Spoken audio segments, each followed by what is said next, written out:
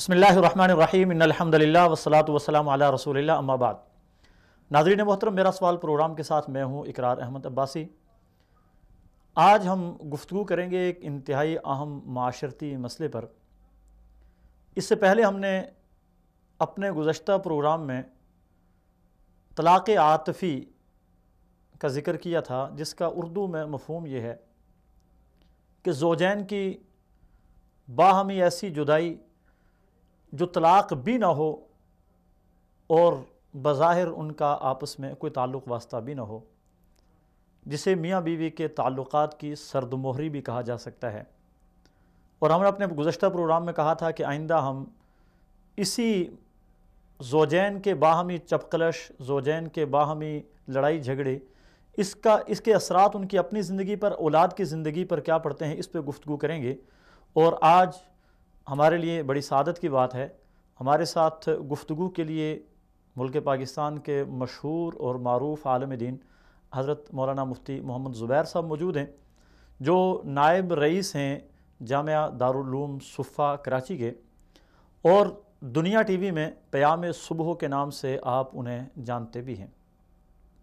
मारूफ़ मजहबी स्कॉलर हैं और इनकी सबसे बड़ी पहचान, आपने सोशल मीडिया पे कुछ बच्चों को देखा होगा जो कंप्यूटर कारी के नाम से मशहूर हैं, जो अजीब व गरीब अंदाज़ में कुरान मजीद की तिलावत करते हैं, कुरान मजीद के बारे में मालूमात ऐसी देते हैं कि बंदा वर्ता हैरत में पड़ जाता है कि क्या इस दौर में ऐसा भी कुरान मजीद की खिदमत करना मुमकिन है। तो मैं सबसे पहले तो मुफ्ती ज़ुबैर साहब को अपने प्रोग्राम में खुश आमदीद कहता हूँ। मुफ्ती साहब के साथ ही इंशाअल्लाह उल अज़ीज़ हमें टेलीफ़ोन कॉल पे ज्वाइन करेंगे मदीना यूनिवर्सिटी से एम.फिल के स्टूडेंट मौलाना मोहम्मद अली साहब, और इसी तरह वफाकी उर्दू यूनिवर्सिटी कराची से हमें तलहा अतीक ज्वाइन करेंगे, और हमें रावलपिंडी से ज्वाइन करेंगे मोहतरम जनाब ज़हीद अख्तर साहब, जो रोज़नामा प्रिंटास के साथ मुताल्लिक़ हैं, कालम निगार हैं। तो आज हम अपनी गुफ्तगू का आगाज़ इस बात से करते हैं कि ज़ौजैन का बाहमी इख्तिलाफ़, उनकी बाहमी चपकलश, उसके असरात उनकी अपनी ज़िंदगी पे क्या पड़ते हैं, इस पे रोशनी डालेंगे हज़रत मुफ्ती साहब। बिस्मिल्लाहिर्रहमानिर्रहीम नहमदुहु व नसल्ली अला रसूलिल करीम अम्मा बाद। ज़ौजैन के दरमियान जो आपस के अंदर इख्तिलाफ़ात, चपकलश, नाचाकियाँ पैदा हो जाया करती हैं, उसके असरात बड़े देरपा होते हैं, गहरे असरात मुरतब होते हैं, और ख़ास तौर पर घर में बसने वाले अफराद, बिलखुसूस उनमें मासूम बच्चों के जो जहन होते हैं वो उनसे बहुत ज़्यादा मुतासर होते हैं। मैं कहा करता हूँ कि आम तौर पर छोटे बच्चे का दिमाग खाली सीडी, खाली रील, खाली कैसेट की मानिद है। आप जो कुछ भी उसके अंदर भर देंगे वो उसमें का नक्श फिल हजर, यानी पत्थर की लकीर की तरह सबत हो जाता है। आपने भी देखा होगा, तजर्बा इस बात का शाहिद है, बहुत सारे जो लोग घरों के अंदर प्रोग्राम देख रहे हैं वो ये बात जानते हैं, देखते हैं, सुबह शाम घर के अंदर इसका मुशाहदा होता है कि बच्चे बाज़ औक़ात अपनी माँ और अपने वालिद के अफ़आल, अहवाल, अक़वाल की कॉपी कर रहे होते हैं। बाज़ औक़ात बच्चा सोता भी उसी अंदाज से है जिस तरह के वालिद सोता है। बाज़ औक़ात बच्ची दुपट्टा पहनने का स्टाइल, अंदाज भी वो इख्तियार करती है जो माँ इख्तियार करती है। खाने पीने का अंदाज, गुफ्तगू करने का अंदाज भी बच्चा वही इख्तियार करता है जो वो माँ बाप को करते, सुनते, बोलते देखता है। बिल्कुल सही। ये एक उमूमी रिवायत है। शायद रसूलुल्लाह सल्लल्लाहु अलैहि वसल्लम जो कि साहिब जवामिउल कलीम भी हैं, औलाद की इन्हीं सरिश्त के अंदर फितरी सलाहियतों को देख कर एक इंतहाई जामिया जुमला सरकार दो आलम सल्लल्लाहु अलैहि वसल्लम ने इरशाद फरमाया कि अल वलदु सिर्रुल अबीह, कि बेटा जो है वो अपने बाप की मानिद होता है और अपने बाप के अफ़आल, तर्ज और अंदाज पर चलता है। आज याद रखिए, बेशुमार इस्लामी दीनी जहन रखने वाले घरों के अंदर जब जाना पड़ता है तो बहुत खूबसूरत मनाज़र भी देखते हैं। इसी अरब में अब हम इस वक्त मदीना मुनव्वरा से अल्हम्दुलिल्लाह बराह रास्त बातचीत कर रहे हैं। अल्लाह यहाँ की सआदत, यहाँ की ज़ियारत बार बार सब मुसलमानों को नसीब फरमाए।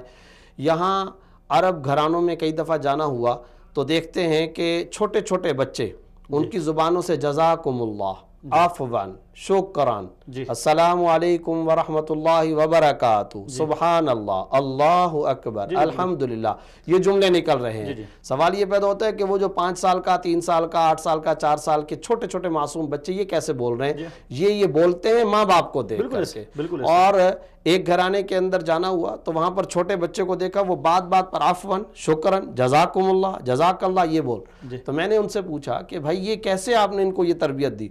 तो एक वालिद ने बड़ा खूबसूरत जवाब दिया और हम सबको इसे इख्तियार करना चाहिए। उस वालिद ने, जो कि ज़ाहिर बीवी का शौहर भी था, उसने कहा कि हम मियाँ बीवी जो आपस में बातचीत करते हैं तो हम उसमें भी ये जुमले इस्तेमाल कर रहे होते हैं। बीवी ने कुछ दिया तो मैं कह देता हूँ जज़ाकुमुल्लाह, और अगर मैंने उसको कुछ दिया तो वो आगे से बोल देती। इस तरीके से हम आपस में शुक्रन जज़ाकुमुल्लाह। तो मैं कहा करता हूँ कि जो बच्चा थैंक यू बोल सकता है, जो बच्चा सॉरी बोल सकता है, जो बच्चा गुड इवनिंग बोल सकता है, वो बच्चा अल्हम्दुलिल्लाह क्यों नहीं बोल सकता? वो शुक्रुलिल्लाह क्यों नहीं बोल सकता? अल्हम्दुलिल्लाह अला कुल्ली हाल क्यों नहीं बोल सकता? वो शुक्रन क्यों नहीं बोल सकता? तो ये घर के अंदर मुस्बत असरात हम अपनी गुफ्तगू से मुरतब करवा सकते हैं बच्चों के अज़हान पर, मनफी असरात भी हम अपने अफ़आल व किरदार से बच्चों के जहनों पर मुरतब करवा सकते हैं। जो कुछ हम बोलेंगे कभी नहीं सोचना चाहिए कि फ़िज़ा हवा के अंदर तहलील होकर ख़त्म हो गया, बल्कि वो बच्चों के जहनों पर कॉपी हो गया, वो उसको इस्तेमाल किया करें। बिल्कुल ऐसे। मुफ्ती साहब, आप क्या समझते हैं कि बाज़ बच्चे होते हैं घरानों में बिल्कुल छोटी उम्र के होते हैं, यानी बज़ाहिर ये नज़र आता है कि वो अभी सूझबूझ नहीं रखते, तो क्या वालिदैन की आदत मिजाज का असर उनकी ज़ात के ऊपर भी पड़ता है? बिल्कुल पड़ता है। चुनाचे आप देखते हैं, ये तो कॉमन सेंस की बात है कि बच्चे अपने होंठ भी हिला रहे होते हैं माँ बाप की तरह। जी। एक वो बच्चा जो शीर खार है, वो बच्चा बिस्तर पर सोते वक्त भी अपनी एक टांग को खड़ा करके दूसरी टांग को उसके ऊपर रख रहा है, क्योंकि बाप को देखा था कि बाप इस तरह से सोता है। यानी बिल्कुल मासूम बच्चा भी। इसी वजह से अहादीस के अंदर आया है कि रसूलुल्लाह सल्लल्लाहु अलैहि वसल्लम ने इसकी बाकायदा तरगीब दी है कि ज़ौजैन के मुलाअबत या ज़ौजैन के जो ख़ास हुकूक होते हैं उनकी अदायगी के दौरान में इस बात का एहतमाम किया जाए कि बच्चे वहाँ पर मौजूद ना हो। हालांकि बाज़ औक़ात ये सोचा जा सकता है कि बच्चा है, छोटा बच्चा, अब अगर शौहर अपनी बीवी को कोई बात करेगा, बीवी अपने शौहर को कोई बात करेगी तो बच्चा तो नहीं समझेगा, लेकिन नहीं, आज की माहिरीन नफ्सियात भी इस बात को साबित कर रहे हैं और आप सल्लल्लाहु अलैहि वसल्लम की अहादीस से तो वाज़ेह और सरी इशारे पहले ही हमें मिल चुके हैं कि इसके असरात भी मुरतब होते हैं। तो कभी भी आप ये नहीं समझें कि मैं जो कुछ बोल रहा कर रहा उसके असरात बच्चों पर नहीं आएंगे, ऐसा कुछ नहीं है। मैं इसीलिए कहा करता हूँ कि बाप अगर चाहता है कि मेरा बच्चा मनशियात का आदी ना बने तो पहले बाप को छोड़ना पड़ेगा। वो अगर ये चाहता है कि मेरा बच्चा गालम गलोच इख्तियार न करे तो पहले माँ बाप को इस चीज को छोड़ना पड़ेगा। बाप अगर ये चाहता है कि मेरा बेटा सिगरेट ना पिए तो पहले बाप को ये करना पड़ेगा कि वो सिगरेट के करीब ना जाए। जब वो इन चीजों को तर्क करेगा तो बच्चे के अंदर ये अफ़आल जाएंगे। आज हमारे यहाँ सूरत हाल ये हो गई है, बाप तो चाहता है कि मैं आखिरी 21वीं सदी का रहूं, बच्चा मेरा पहली सदी वाला हो जाए, ऐसा मुमकिन नहीं है। तुम अगर इस सदी के अंदर हो तो तुम्हारे बच्चे भी इसी सदी में, बल्कि वो जरा तुमसे आगे हैं, वो जरा एडवांस है। तो आपने उनकी तरबियत करनी है लाशऊरी के से अंदाज में। और एक बात ये भी इकरार भाई जहन के अंदर रखनी चाहिए, लाशऊरी के दौरान में जो तरबियत की जाती है वो तरबियत खुतूत बड़े गहरे असरात पूरी जिंदगी पर रखते हैं। इसीलिए वो किसी शायर ने कहा था, मुझे लाशऊर रहने दो, मुझे लेने हैं लाशऊरी से अभी काम बहुत। यानी लाशऊरी में बहुत सारे काम लेने हैं, बहुत सारे काम। तो यही वजह है वो बच्चे की जो लाशऊरी की उम्र होती है उसमें बच्चा बहुत कुछ सीखता है। इसी वजह से शायद कहा गया कि माँ की गोद इंसान की पहली तरबियत गाह है, जिसमें इंसान जब उस दौर में जो सीखता है वो बाद की बड़ी बड़ी कॉलेज यूनिवर्सिटियां और बड़ी बड़ी दरसगाहें उसे वो कुछ नहीं सिखा सकती। सबसे बड़ा इंस्टीट्यूट खुद माँ की गोद है। बिल्कुल ऐसे। उससे बढ़कर दुनिया का कोई तालीमी इदारा आज तक वजूद में ही नहीं आया है। उससे बढ़कर दुनिया का कोई तालीमी इदारा नहीं जो माँ की गोद और माँ की जो तरबियत होती है। जाहिर है यही माँ की गोद थी जिसने इमाम अहमद बिन हम्बल बनाया, जिसने इमाम बुखारी बनाया, जिसने इमाम तिरमिज़ी अबू दाऊद बनाया। ये सहाबे कराम, ताबईन, मुज्तहिदीन, फुक़हा, मुहद्दिसीन, ये सब के सब, इनको अगर आप देखें तो इनकी पुश्त पर इनकी माओं की तरबियत है। शेख अब्दुल कादिर जिलानी रहमतुल्लाह अलैह के हालात ज़िंदगी का आप मुताला करें तो वो अपनी वालदा के बारे में कहती कि यकीन अल्लाह पर दिलाने के लिए वो क्या किया करती थी, मुसल्ले के नीचे सेब को छुपा لیا کرتی تھی کہ دیکھو تم نے اللہ سے مانگا تھا نا تو اللہ تعالیٰ نے تم کو سیف دے دیا، اچھا اب تم یہ مانگو، پھر پردے کے پیچھے سے لا کر کے ان کو وہ چیز پیش کر دی تاکہ اللہ کی ذات پر یقین ہے. گویا یقین کی بھی ٹریننگ ہوتی ہے، بالکل ایسے ہی ہے. افعال حسنہ صفات نبوت کی بھی ٹریننگ کرائی جاتی ہے، توکل قناعت اس کی بھی ٹریننگ کرائی جاتی ہے. تو آج اگر شوہر اور بیوی آپس کے درمیان میں ناچاقیاں اختیار کریں گے، کبھی نہیں ہو سکتا کہ بچے مستقبل میں لڑائیاں نہ کریں، وہ بھی لڑیں گے جیسا کہ انہوں نے ماں باپ کو لڑتے دیکھا. اور اگر یہ گھروں کے اندر نمازیں، گھروں کے اندر دینی ماحول قائم کریں گے تو بچوں میں بھی وہی دینی تربیت آئے گی. بالکل ایسے ہی ہے. اچھا آپ کیا سمجھتے ہیں کہ یہ جو میں نے اپنے پروگرام کے شروع میں ایک لفظ استعمال کیا تھا طلاق عاطفی، جس کا یہ ہوتا عطف مہربانی کو کہتے ہیں کہ مہربانیوں کو طلاق دے دی. بظاہر نکاح میں تو ایک دوسرے سے جدا تو نہیں ہوئے، لیکن ایک دوسرے پہ جو مہربان تھے اس مہربانی سے انہوں نے جدائی اختیار کر لی ہے اور آپس میں ناراض رہتے ہیں. بسا اوقات بعض گھرانوں میں یہ کیفیت ہوتی ہے کہ وہ بستر بھی جدا کر لیتے ہیں، باہمی معاملات میں مشاورت بھی نہیں کرتے ہیں، اور بہت سارے گھریلو مسائل ہوتے ہیں جن پہ ایک دوسرے کے ساتھ ڈسکس کرنا چاہیے وہ ڈسکس بھی نہیں کرتے ہیں. تو اس چیز کا سب سے پہلے ہم اس چیز کا اگر جائزہ لیں کہ ان کی اپنی ذاتی زندگی پہ کیا اثرات پڑ سکتے ہیں. بہت زیادہ منفی اثرات پڑتے ہیں. اور یہ ذہن میں رکھیے کہ ایک شوہر جو اس طریقے سے اپنی بیوی سے جدا ہو گیا یا اس نے اپنی بیوی کو جدا کر لیا، ایک روایت ہے آپ صلی اللہ علیہ وسلم کی، اس میں آیا ہے کہ اگر بلا وجہ شوہر اپنی بیوی کو طلاق دیتا ہے تو عرش الرحمن بھی ہل جاتا ہے، خدا کا عرش بھی ہل جاتا ہے. تو سوال یہ پیدا ہوتا ہے کہ اللہ کا عرش کیوں ہل رہا ہے؟ سوال یہ پیدا ہوتا ہے کہ آپ صلی اللہ علیہ وسلم یہ ارشاد فرما رہے ہیں کہ یہ ابغض المباح ہے. طلاق جو ہے سب سے زیادہ مباح کاموں میں سب سے مبغوض کام ہے. کیوں؟ What is the reason? اس کا سبب کیا ہے؟ بنیادی سبب اس کا بھائی اقرار یہ ہے کہ ایک انسٹیٹیوٹ ٹوٹ گیا، ایک ادارہ ہے جو پاس ہو گیا. نکاح کے نتیجے میں ایک مسلم ادارہ وجود میں آتا ہے، ایک کمیونٹی سینٹر وجود میں آتا ہے، ایک خاندان وجود میں آتا ہے. تو یاد رکھیں کہ کوئی شخص بھی اپنے آپ کو معاشرے سے جدا نہیں کر سکتا ہے، وہ خود معاشرے کا ایک اہم حصہ ہے. اسی لیے مرد بنتا ہے تو ایک مرد بنتا ہے، عورت بنتی ہے تو نسلیں بنتی ہیں، عورت تباہ ہوتی ہے تو نسلیں تباہ و برباد ہوتی ہیں. تو یہ یاد رکھنا چاہیے کہ ایک تو خود ان کی اپنی ذاتی زندگی وہ بہت زیادہ ڈسٹرب ہو جاتی ہے. اچھا پھر اس کے نتیجے میں شیطان کے حملے ہوتے ہیں، بے دینی ان کے اندر پیدا ہو جاتی ہے. اور ظاہر ہے جب ایک طرح سے ناچاقی، بغض، کینہ، حسد، عداوت، جدائیگی کا شوہر اور بیوی کے درمیان میں معاملہ چل رہا ہے تو وہ جو فطری چاہتیں اور فطری خواہشات نفسانیہ ہوتی ہیں ان کو پورا کرنے کا راستہ بند کر دیا گیا جو نکاح کے ذریعے سے کھلا تھا، یعنی حلال ہوا تھا، ایک حرام چیز کو نکاح کے ذریعے حلال کیا تھا آپ نے. اور ایک بات ذہن کے اندر رکھیں، نکاح سے فحاشی اور عریانی کا دروازہ بند ہوتا ہے، طلاق سے فحاشی اور عریانی کا دروازہ چوپٹ کھل جاتا ہے. سب اگر اجازت دیں گے ہم کال لے لیتے ہیں. ہمارے ساتھ اس وقت کال پہ موجود ہیں مولانا محمد علی صاحب جو ایم فل ہیں مدینہ یونیورسٹی سے. السلام علیکم ورحمۃ اللہ وبرکاتہ. وعلیکم السلام ورحمۃ اللہ. مولانا محمد علی صاحب میں اپنے پروگرام میں آپ کو خوش آمدید کہتا ہوں. آج ہم گفتگو کر رہے ہیں کہ زوجین کے باہمی اختلاف کے اثرات ان کی اپنی زندگی پہ اور ان کی اولاد کی زندگی پہ کیا پڑتے ہیں. آپ کیا تجزیہ کرتے ہیں کہ والدین کی عادات، مزاج، رہن سہن اور اخلاق کے اولاد کے اوپر کیا اثرات پڑتے ہیں، اور اسی طرح ان کی چپکلاش، ان کی لڑائیوں کے کیا اثرات پڑتے ہیں اولاد کے اوپر؟ بسم اللہ الرحمن الرحیم، الحمدللہ والصلاة والسلام علی رسول اللہ. سب سے پہلے میں آپ کا شکریہ ادا کرتا ہوں کہ آپ نے مجھے پروگرام میں شرکت کا موقع عنایت فرمایا. اور موضوع کے حوالے سے بات اس طرح ہے کہ طلاق نفسی یا طلاق عاطفی کی وجہ سے زوجین پر بہت برے اثرات مرتب ہوتے ہیں. اصل شادی کا مقصد جو ہم شریعت اسلامیہ نے بتایا ہے یا قرآن مجید نے جس کا تذکرہ کیا ہے وہ یہ ہے وَمِنْ آيَاتِهِ أَنْ خَلَقَ لَكُم مِّنْ أَنفُسِكُمْ أَزْوَاجًا لِتَسْكُنُوا إِلَيْهَا وَجَعَلَ بَيْنَكُم مَّوَدَّةً وَرَحْمَةً إِنَّ فِي ذَلِكَ لَآيَاتٍ لِقَوْمٍ يَتَفَكَّرُونَ. میاں بیوی کے درمیان سکون کے لیے شادی کی جاتی ہے، ان کے درمیان محبت اور رحمت اس چیز کا وجود ہونا چاہیے. اور طلاق نفسی، طلاق عاطفی کی وجہ سے یہ چیزیں فقدان ہوتی ہوئی نظر آتی ہیں، یہ ختم ہو جاتی ہیں. وہ سکون زوجین کو میسر نہیں ہوتا جو ایک دوسرے کے ساتھ رہتے ہوئے سکون ملنا چاہیے.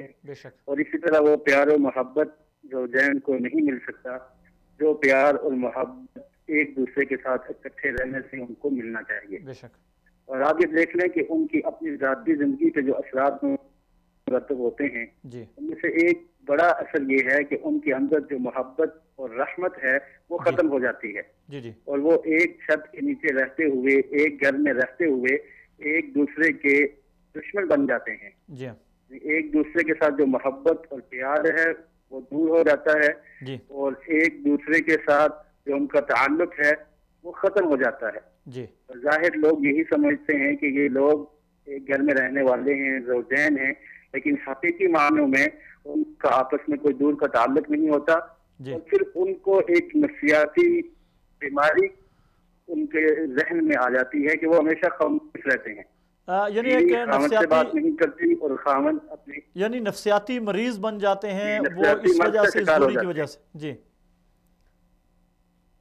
جی، اور دوسری بات یہ ہے کہ ان کا جو آپس میں تواصل کا جو ایک دوسرے سے بات چیت کی وجہ سے لوگوں کے ساتھ بات کرنے کا جو سلیقہ ہے وہ بھی ختم ہو جاتا ہے، جی بالکل کیونکہ جو آدمی بولے گا نہیں، خاموش رہے گا، جی تو اس سے یہ دوسروں کے ساتھ بات کرنا، ان سے سلیقے کے ساتھ پیش آنا، یہ چیز ختم ہو جاتی ہے۔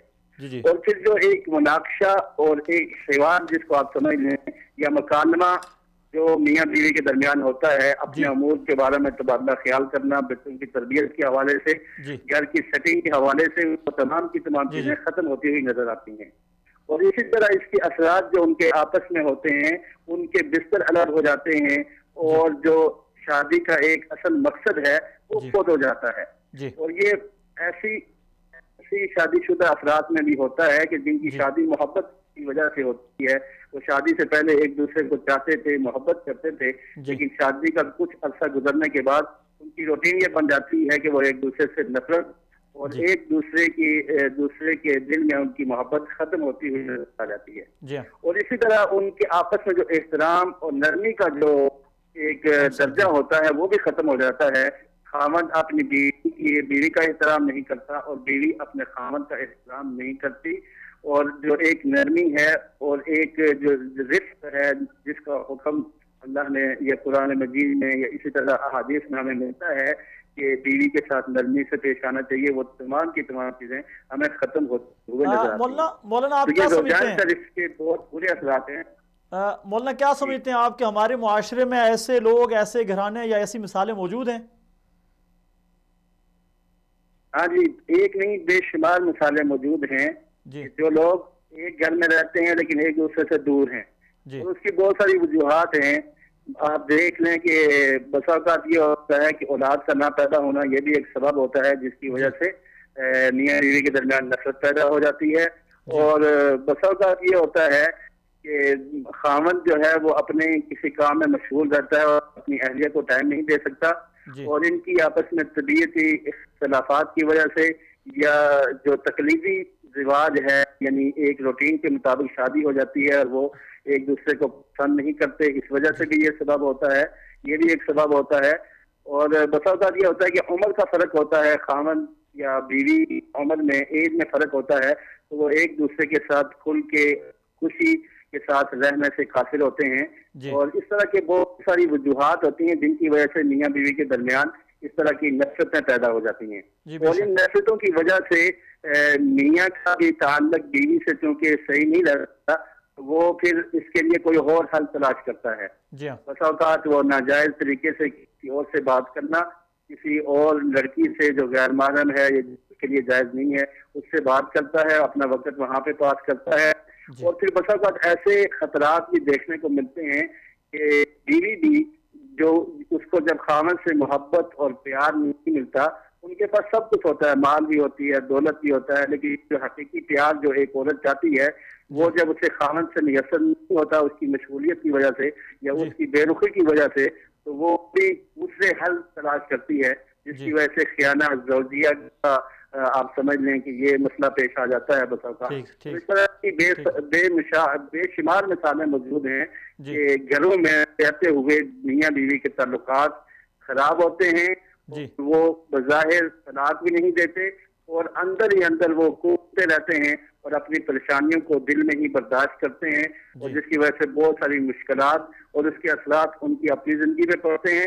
مولانا مختصر یہ بتائیے گا کہ میاں بیوی کے آپس کے جو جھگڑے فساد ہیں، یا جو پوری ڈیٹیل کے ساتھ آپ نے ایک سچویشن بیان کی ہے، اس کے اولاد پہ کیا اثرات پڑتے ہیں؟ دیکھیے، اولاد میاں بیوی زوجین کی یہ ذمہ داری ہے کہ وہ اپنی اولاد کی اچھی تربیت کرے جی، اور جس طرح بیوی اپنے بچوں کی تربیت، یعنی ماں اپنے بچوں کی تربیت کرتی ہے، اسی طرح باپ کا حق بنتا ہے کہ وہ ان کی نگرانی کرے، ان کی دیکھ بھال کرے۔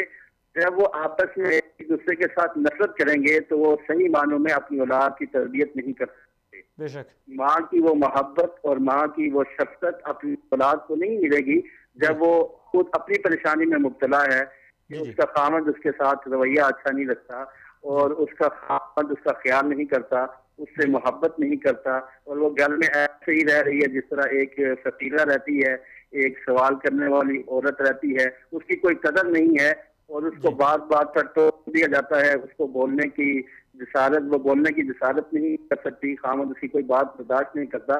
تو جب اس طرح کی تکرش ہوگی، ایسے حالات ہوں گے، تو پہلی بات تو یہ ہے کہ بچے ان پوائنٹس کو نوٹ کرتے ہیں، اور یہ آٹومیٹکلی بچوں پر یہ اثرات مرتب ہوتے ہیں، ان کی تربیت میں ہی اس کا اثر پڑتا ہے کہ وہ بھی بڑے ہو کر اسی طرح لڑائی اور اسی طرح کا ماحول اختیار کریں گے، شادی سے قبل بھی اور شادی کے بعد بھی وہ اسی طرح کے کام کیا کریں گے۔ اور دوسری بات یہ ہے کہ بچوں کے اندر احساس کمتری کا وہ شکار ہو جاتے ہیں کہ ان کو وہ محبت اور پیار جو ماں سے ملنا چاہیے وہ نہیں مل سکتا، اور باپ ان کی نگہداشت نہیں کرتا، ان کی نگرانی نہیں کرتا۔ بچے اپنی مرضی کے مطابق جیسے آئے جیسے چلے گئے، اپنی مرضی کے مطابق وہ زندگی بسر کر رہے ہیں، اور ان میں یہ شعور پیدا ہوتا ہے کہ ہمارے گھر میں ہماری دیکھ بھال کرنے والا کوئی فرد موجود نہیں ہے۔ بہت شکریہ ذمہ داری ہے۔ بہت شکریہ مولانا، آپ نے ہمیں اپنا قیمتی وقت دیا، اور آپ کی باتیں بڑی قیمتی تھی۔ یہاں پہ ہمارے کال کا وقت ختم ہوا ہے۔ مولانا محمد علی صاحب نے بڑی اہم چند ایک باتیں بیان کی، جن میں ایک بنیادی بات انہوں نے کہ اللہ تبارک و تعالیٰ نے خود قرآن مجید میں یہ ارشاد فرمایا کہ آپ کو ہم نے جوڑے جوڑے بنایا اس لیے کہ لِتَسْكُنُوا إِلَيْهَا وَجَعَلَ بَيْنَكُمْ مَوَدَّةً وَرَحْمَةً، کہ آپس میں محبت اور وہ چاہت اور رحمت اور یہ سارے معاملات ہوں۔ تو یقیناً جب یہ چیز ختم ہو جائے گی جو اللہ تعالیٰ نے قرآن مجید میں شادی کا یا زوجین کے باہمی تعلق کا ایک وہ بتایا، تو اس کے بعد تو زندگی میرے خیال میں اس کو عذاب ہی کہہ سکتے ہیں۔ بالکل صحیح بات ہے۔ دیکھیں، حافظ ابن حجر رحمۃ اللہ علیہ نے لکھا ہے کہ نکاح ایک سنت ہے، یہ ایک سنت کہا جاتا ہے نا، نکاح من سنتی، مگر اس ایک سنت سے 1000 سنتیں زندہ ہوتی ہیں۔ پھر پوری ایک فہرست گنوائیے، تو اس میں جہاں اور بہت سارے فوائد ہیں، ایک فائدہ یہ بھی ہے جیسا کہ اللہ رب العزت نے قرآن کریم میں فرمایا کہ مودت اور رحمت پیدا ہو جاتی ہے۔ اب معاملہ یہ ہے کہ اگر میاں بیوی آپس کے اندر لڑائیاں اختیار کریں، چپقلش ہو، ناچاقیاں چلتی رہیں، تو پھر یہ جو اولاد دیکھ رہی ہے ان کے درمیان میں بھی باہمی طور پر نہیں ہو سکتا کہ پھر بھائی اپنی بہن کو گالم گلوچ کا نشانہ نہ بنائے، وہ یہی کچھ دیکھ رہے ہیں۔ تو آپ نے اگر مودت اور رحمت دی تو گھر میں مودت اور رحمت کا ماحول پیدا ہوگا۔ اگر آپ نے اچھائی کا ماحول پیدا کیا تو اچھائی کی فضا، برائی کا ماحول تو برائی کی فضا۔ وَإِذْ قَالَ لُقْمَانُ لِابْنِهِ وَهُوَ يَعِظُهُ يَا بُنَيَّ لَا تُشْرِكْ بِاللَّهِ، حضرت لقمان اپنے بیٹے کو، آگے ایک لفظ آیا وَهُوَ يَعِظُهُ، کہ وہ ان کو نصیحت کر رہے تھے۔ تو اس کا مطلب یہ ہے کہ ماں باپ کا فریضہ منصبی یہ کہ وہ اولاد کو نصیحت کریں، اور نصیحت کا بنیادی فریضہ یہ کہ اپنا کردار و اخلاق اونچے مقام پر ہونا چاہیے۔ آپ اخلاق و کردار کی بلندی پر فائز ہوں، آپ ادھر تو گالم گلوچ کا معاملہ کر رہے ہیں، یہاں نصیحت کر رہے ہیں، کہاں سے اثر پیدا ہوگا؟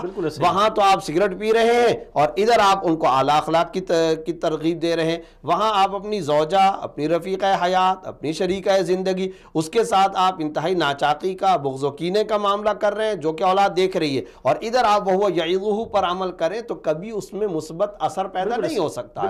آپ اثرات حسنہ پیدا کرنا چاہتے ہیں تو کردار بھی اعلیٰ، اخلاق بھی اعلیٰ ہونے چاہیے۔ چاہیے. اسی وجہ سے رسول اللہ صلی اللہ علیہ وسلم نے ارشاد فرمایا, ایک روایت میں تو فرمایا ان من احبکم الی احسنکم اخلاقا, میری نزدیک سب سے زیادہ محبوب وہ ہوگا جو سب سے زیادہ اخلاق والا ہو. ایک اور روایت ترمذی کے اندر آپ صلی اللہ علیہ وسلم نے فرمایا خیارکم خیارکم لأہلہ, تم میں سے بہترین وہ جو اپنے اہل و عیال کے لیے بہتر ہے. بچہ یہ نہ سمجھے کہ کوئی ڈکٹیٹر جرنیل ہٹلر گھر میں اس وقت داخل ہوا, بلکہ اس وقت میرا انتہائی عاطفت مہربانی شفقتوں والا سرپرست والد مکرم گھر کے اندر آیا ہے. بالکل مفتی صاحب, ہم نے دیکھا بعض معاشروں میں یعنی بعض والد بھی ہوتے ہیں تو وہ شاید اس چیز کو اپنا حق سمجھتے ہیں کہ میں جب گھر میں داخل ہوں تو بچے سہم جائیں, اور بچہ اس کے سامنے کوئی اونچی آواز سے بات کرے تو اس کی آواز کو فوری طور پہ میں دبا دوں.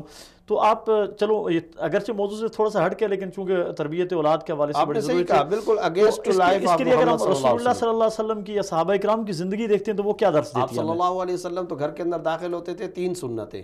پہلی سنت دروازہ کھٹکھٹانا, دوسری سنت مبارکہ تشریف لے جاتے تھے مسکراتے ہوئے, چہرے پر مسکراہٹ ہے, تبسم ہے. تیسری سنت گھر میں داخل ہوتے تھے السلام علیکم ورحمۃ اللہ وبرکاتہ.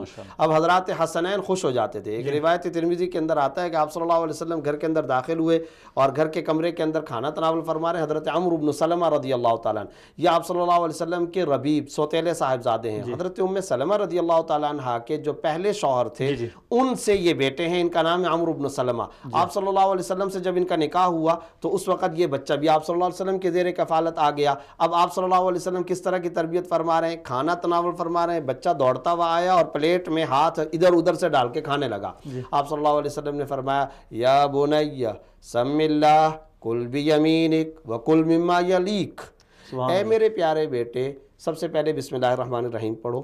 دوسرے نمبر پہ فرمایا بسم اللہ پڑھنے کے بعد دائیں ہاتھ سے کھانا کھاؤ. تیسرے نمبر پہ فرمایا پلیٹ میں اپنے سامنے سے کھانا کھاؤ. بہت اچھی. یہ آپ صلی اللہ علیہ وسلم تربیت فرما رہے ہیں. آپ صلی اللہ علیہ وسلم حضرات حسنین کی کیسے خوبصورت تربیت, شفقت کا کیا مظاہرہ کہ ان کو اپنے کندھوں پہ سوار کر کے گلی میں نکل رہے ہیں. کسی نے دیکھا یا واہ کیا زبردست سواری ہے. آپ صلی اللہ علیہ وسلم نے فرمایا سوار کتنے اعلیٰ ہیں. حضرات حسنین کے بارے میں فرمایا ریحانۃ الجنہ فرمایا, جنت کے پھول فرمایا. انہیں خطبہ چھوڑ کر کے آ کر کے اٹھا لیا. آپ صلی اللہ علیہ وسلم سجدہ ان کے لیے طویل کر رہے ہیں. حضرت امامہ رضی اللہ تعالیٰ عنہ جو آپ صلی اللہ علیہ وسلم کی نواسی ہیں, حضرت زینب رضی اللہ تعالیٰ عنہ کی صاحبزادی ہیں, حضرت زینب رضی اللہ تعالیٰ عنہ کی صاحبزادی, آپ صلی اللہ علیہ وسلم ان کے لیے کتنا زیادہ محبت کا ہار لے کر کے آ رہے ہیں. فرمایا میں اس کو ہار پہناؤں گا جو سب سے زیادہ مجھے محبوب ہے. سب نے سوچا شاید حضرت عائشہ کو, حضرت فاطمہ کو, نہیں گئے مٹی میں کھیلتے ہوئے حضرت امامہ جو بچپنی کی حالت میں ان کو اٹھا کر کے لے آئے اور پھر وہ ہار ان کو پہنا دیا. بچوں کے ساتھ آپ صلی اللہ علیہ وسلم کا تو یہ معاملہ رہا. تو یہ معاملات اسی وقت کارگر ثابت ہوتے ہیں, مثبت اثرات چھوڑتے ہیں جبکہ شوہر کا اپنی بیوی کے ساتھ اچھا تعلق ہو. اگر شوہر کا تعلق اپنی بیوی کے ساتھ اچھا ہوگا بچوں کے اذہان پر بہت اچھے مثبت پیارے حکمت والے اثرات مرتب ہوں گے. اگر شوہر کا بیوی کے ساتھ تعلق اچھا نہیں ہوگا گھر میں لڑائی جھگڑے رہیں گے, فضا انتہائی مقدر رہے گی. اسی مقدر فضا میں جو نسل تیار ہوگی وہ اسلام کے داعی یا مجاہدین تیار نہیں ہو سکتے, وہ پھر معاشرے کے اندر فساد برپا کرنے والے ہو سکتے ہیں. بالکل ایسا ہی ہے. تو یعنی میں یہ عرض کر رہا تھا کہ بعض والد یا والدہ وہ گھر میں اولاد کے ساتھ ایک شفیق اور مہربان انسان والا کردار ادا نہیں کرتے, بلکہ وہ یہ سمجھتے ہیں کہ چاہے اولاد چھوٹی ہے چاہے بڑی ہے جیسی کیسی بھی ہے وہ ہماری اطاعت اور فرما برداری میں وہ یعنی جبراً مسلط کرتے ہیں. جی ہاں بالکل بالکل. تو میرے خیال میں جو رسول اللہ صلی اللہ علیہ وسلم کی تعلیمات ہیں تو یہ جبراً تو مسلط نہیں بلکہ اپنے عادت اپنے مزاج اور اپنے کردار سے اگر اس چیز کو اولاد کو سمجھایا جائے تو اس کی بہتر تربیت ہوتی ہے. اور اولاد والدین کی تربیت اور یا والدین کی جتنی بھی عادات ہوتی ہیں, والدین کے مزاج ہوتا ہے, والدین کی جتنا رہن سہن کے انداز ہوتے ہیں اس کو کاپی کرتے ہیں. بالکل ایسے ہی دیکھیں حضرت لقمان علیہ السلام کی جہاں وصیتیں اور نصائح اللہ نے قرآن میں بیان فرمائی ہیں تو وہاں پر جس وقت حضرت لقمان علیہ السلام اپنے بیٹے کو یہ کہنا چاہتے ہیں کہ تم میری اطاعت کرو تو وہاں یہ جملہ نہیں استعمال فرمایا وَوَصَّيْنَا الْإِنسَانَ بِوَالِدَيْهِ إِحْسَانًا, دوسری جگہ حسنا. اللہ فرماتے ہیں کہ ہم نے انسان کو وصیت کی ہے کہ والدین کے ساتھ حسن سلوک کرو. لقمان علیہ السلام کے اس جملے کے بارے میں امام راضی رحمۃ اللہ علیہ نے تفسیر کبیر کے اندر لکھا ہے کہ لقمان علیہ السلام نے یہ نہیں کہا میری اطاعت کرو, میری اتباع کرو, کہیں ایسا نہ ہو کہ بیٹے کے دماغ میں آ جائے کہ یہ اپنی بڑائی چاہتے ہیں, بلکہ فرمایا کہ اللہ تعالیٰ بولتے ہیں, اللہ فرماتے ہیں کہ انسان کو حسن سلوک کا معاملہ کرنا چاہیے, والدین کے ساتھ احسان کا معاملہ کرنا چاہیے. اسی لیے فقہاء نے فتویٰ اور ایک مسئلہ یہ بیان کیا ہے کہ کبھی بھی والد کو اپنے بیٹے کو حکم دیتے وقت یہ نہیں کہنا چاہیے یہ کرو یہ نہ کرو, ایسے نہیں کہنا چاہیے. وجہ اس کی یہ کہ جیسے ہی وہ یہ کہے گا خطرہ ہے اگر بیٹے نے اس پر عمل نہ کیا تو کبیرہ گناہ بیٹے کے ذمہ آ جائے گا. تو اس میں کیونکہ یہ حکم کی نافرمانی ہے, حقوق الوالدین ہے, اور حقوق الوالدین حرام ہوتا ہے, تو اس میں کہا یہ گیا کہ والد اپنے بیٹے کو یوں کہے اگر ایسا کر لیتے تو اچھا تھا. یہ انداز ہے. بہت اچھے کال ریسیو کر لیتے ہیں. السلام علیکم ورحمۃ اللہ. وعلیکم السلام ورحمۃ اللہ وبرکاتہ. جی بھائی کون؟ نصیحت لینا چاہ رہے تھے. فرمائے پہلے اپنا نام بتا دیجئے, کون ہے؟ فیضان احمد بات کر رہا ہوں. فیضان بھائی کہاں سے بات کر رہے ہیں آپ؟ منڈی بہاؤدین. منڈی بہاؤدین سے. جی فرمائیں. سر فرمانا یہ ہے کہ میرے دو بیٹی ہوتی ہے, ایک کی عمر ہے شہزاد احمد منڈی بہاؤدین سے. جی بھائی شہزاد احمد بات کریں, آپ اپنی بات کریں. جی منڈی بہاؤدین سے بات کر رہا ہوں. آپ نے اگر ٹی وی لگایا ہو تو اپنا ٹی وی بند کر دیں تاکہ آپ کو آواز آسانی سے آ سکے. جی ٹی وی بند کر دیا. جی ابھی آواز ٹھیک آ رہی ہے آپ کو؟ جی جی جی میں یہ پوچھنا چاہ رہا ہوں کہ میرا ایک بیٹی ہے 10 سال سے زیادہ اس کی عمر ہوگی اور ایک چھوٹا بچہ ہے. جی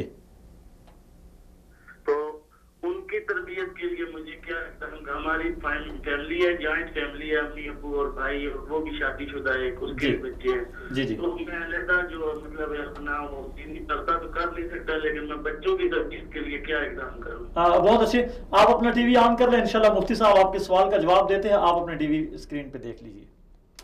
مفتی صاحب ان کا سوال تھا کہ میری ایک بیٹی ہے 10 سال کی, چھوٹا بیٹا ہے, تو ان کی تربیت کے لیے مجھے کیا کرنا چاہیے, ان کے لیے آپ کیا فرمائیں گے؟ دیکھیں سب سے پہلی بنیادی بات, جیسا کہ ہم نے ابھی پوری طویل گفتگو کے اندر بھی ایک نقطہ زیادہ زور دے کر کے ذکر کیا ہے, وہ یہ ہے کہ خود والدین کو رول ماڈل بننا چاہیے. جی ہاں بالکل. اگر یہ خود فجر کی نماز نہیں پڑھتے تو انہیں توقع نہیں رکھنی ہوگی کہ میرا بیٹا فجر کی نماز پڑھے گا.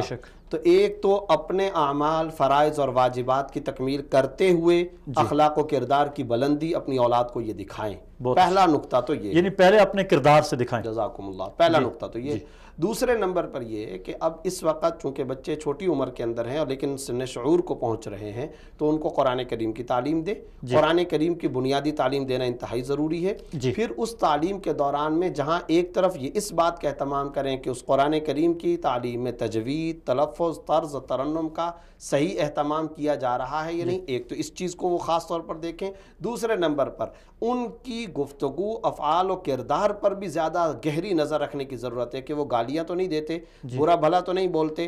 بچی سے مستقبل میں جو کام انہوں نے کروانا ہے ابھی سے اس کا ذہن پریپیئر کریں اور ابھی سے اس کی ذہنی تربیت کریں. مستقبل میں ایک بڑا کام تو انہوں نے بچی سے کروانا ہے پردے کا, تو پردے کے ابھی سے فوائد, فضائل, مناقب, پردے کے بارے میں صحابیات کے اقوال, یہ ابھی سے ان کو سکھائیں. بچے کے بارے میں تو بچے کو بھی نماز, روزہ, زکوٰۃ, حج. پھر ساتھ ساتھ صحابہ کرام سے ہمیں ایک چیز یہ ملتی ہے کہ وہ اپنے بچوں کو رسول اللہ صلی اللہ علیہ وسلم کی خدمت میں لے جاتے تھے. آپ صلی اللہ علیہ وسلم سر پر ہاتھ دست شفقت پھیرتے, بات چیت کیا کرتے تھے, تو بزرگوں کی مجالس میں ان کو لے کر جانا چاہیے.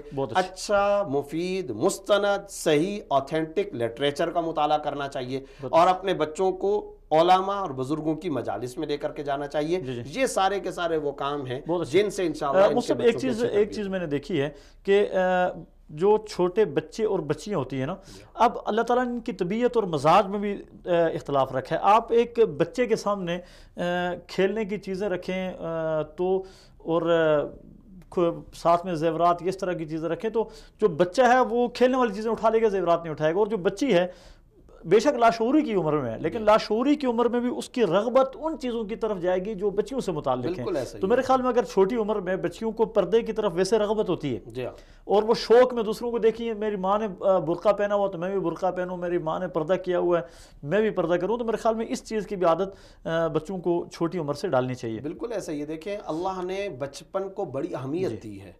آپ یاد رکھیے کہ اللہ نے ایک بچے کے بچپن پر قرآن میں پوری سورت اتار دی ہے، بے شک، اور اس کا نام ہے سورہ یوسف۔ جی ہاں بالکل، آپ ذرا دیکھیں کہ وہ بچے کے بچپن پر مشتمل ہے۔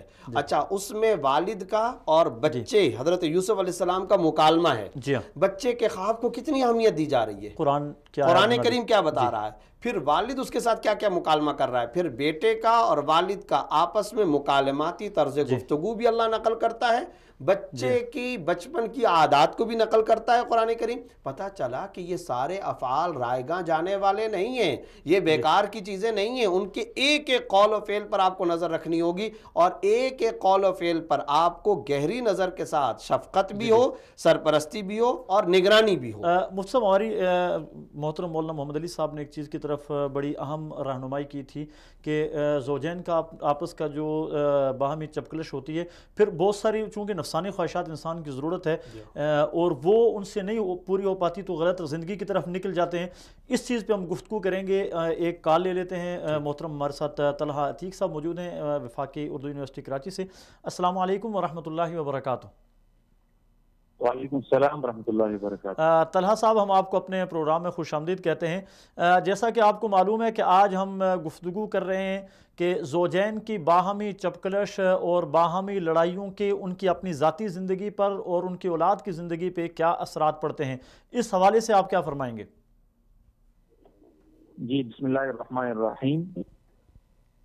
اللہ تبارک تعالیٰ نے کلام مقدس میں ارشاد فرمایا ہے، ہن لباس لکم وانتم لباس لہن، یعنی میاں بیوی کو آپس میں یعنی باہمی تعلق ہو اور باہمی جو ان کا ایک رشتہ ہوتا ہے اسے ایک لباس سے تعبیر کیا۔ جی، میاں بیوی کی لڑائی کے اثرات جہاں ان کے بچوں پر پڑتے ہیں وہاں معاشرے پر بھی پڑتے ہیں۔ جی، معاشرے پر سمجھنے کے لیے آپ یوں سمجھیں کہ میاں بیوی معاشرہ دراصل افراد کے میل پر تشکیل دیا جاتا ہے، افراد کو ملایا جاتا ہے اور اس سے ایک معاشرہ بنتا ہے۔ جی، اور میاں بیوی معاشرے کے اندر ایک کلیدی کردار رکھتے ہیں۔ مثال کے طور پر بچوں کی تربیت کے حوالے سے، پڑوس سے تعلق کے حوالے سے، رشتہ داروں سے میل جول کے حوالے سے، زوجین کے والدین سے روابط کے حوالے سے، یعنی میاں بیوی دراصل ایک حکومت کی طرح ہوتے ہیں، گھر کی گورنمنٹ کی طرح ہوتے ہیں۔ بے شک۔ اب اگر گھر کی گورنمنٹ درست نہ ہو تو رعایا کا کیا حال ہوگا، اور جب رعایا ہی کا حال پرسان حال کوئی نہ ہو تو اس سے پھر معاشرے پر بہت برے اثرات پڑتے ہیں، اور پھر معاشرے کے اندر ایسی ایسی برائیاں رونما ہوتی ہیں، بلکہ وہ پھر نسل در نسل چلتے ہیں۔ بالکل ایسا۔ اگر میاں بیوی کسی بھی قسم کے کوئی ایسے افعال کرتے ہیں، یعنی لڑائی جھگڑے یا اس قسم کی اور بچوں کی تربیت میں کوتاہی ہے اور جو معاملات ہیں، تو اس سے کیا ہوتا ہے کہ ان کی اولاد پر اثر پڑتا ہے، پھر ان کی اولاد پر اثر پڑتا ہے، پھر ان کی اولاد پر۔ ظاہر ہے بچہ جو چیز گھر دیکھتا ہے، کیونکہ جو گھر ہے اس کی اصل تربیت گاہ ہے، بچہ گھر سے ہی سیکھتا ہے۔ جیسا کہ نفسیاتی ماہرین بھی یہی کہتے ہیں کہ جو بچہ ہوتا ہے بچہ وہ گھر میں جو والدین کو دیکھتا ہے وہی کرتا ہے۔ والد میرا پانی کیسے پیتا ہے، والد میرا بیٹ کیسے ہے، والد میرا بولتا کیسے ہے، والدہ میری کس طرح گھر کی امور انجام دیتی ہیں۔ تو جب اصل تربیت گاہ میں ہی فساد ہوگا، اصل حکومت میں ہی فساد ہوگا۔ مثال کے طور پر آپ اس سے سمجھیں کہ یہاں ہماری گورنمنٹ کے بلدیہ کے کچھ مسائل ہیں، اس مسائل کی وجہ سے اب پورے کراچی کے اندر کچروں کی انبار لگے، وہ اٹھانے والا کوئی نہیں۔ اب جب گورنمنٹ میں فساد آیا تو رعایا کو مشکلات خود بخود پیش آنے شروع ہو گئے۔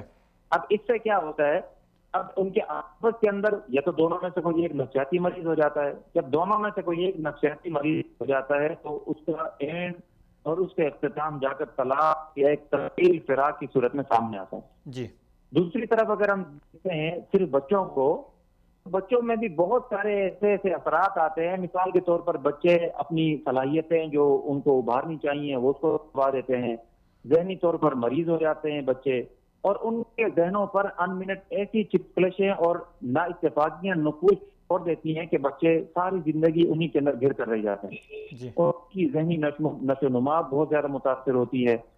اور اسی طریقے سے مثال کے طور پر اگر گھر میں والدین میں سے یا میاں بیوی میں سے کوئی لڑائی جھگڑا کرتا ہے، گالاں گلوچ دیتا ہے، غصے کے اندر برتن اٹھا کے یہاں ادھر پھینکتا ہے، تو بچوں کے ذہن میں ایک چیز راسخ ہو جاتی ہے کہ بھائی اگر اپنا کوئی بات منوانی ہو، اس کا طریقہ کار یہ ہے کہ بندہ گالاں گلوچ کرے، ایک دوسرے کو برا بھلا کہے، اونچی آواز میں چیخ و پکار سے بات کرے، برتن توڑے، تو یہ بہت بری چیزیں جو بچوں کے ذہنوں کے اندر آ جاتی ہیں۔ اس کے علاوہ میں یہ بھی کہوں گا کہ والدین کی لڑائی سے صرف بچوں کی وقتی زندگی پر اثر نہیں پڑتا، بلکہ بچوں کی ذاتی زندگی، بچوں کے آپس کے معاملات یعنی بھائی بہنوں کے معاملات پر اثر پڑتا ہے۔ اسی طرح ان کے آپس میں جو رشتہ داروں سے ملاقات میں اس پر اثر پڑتا ہے۔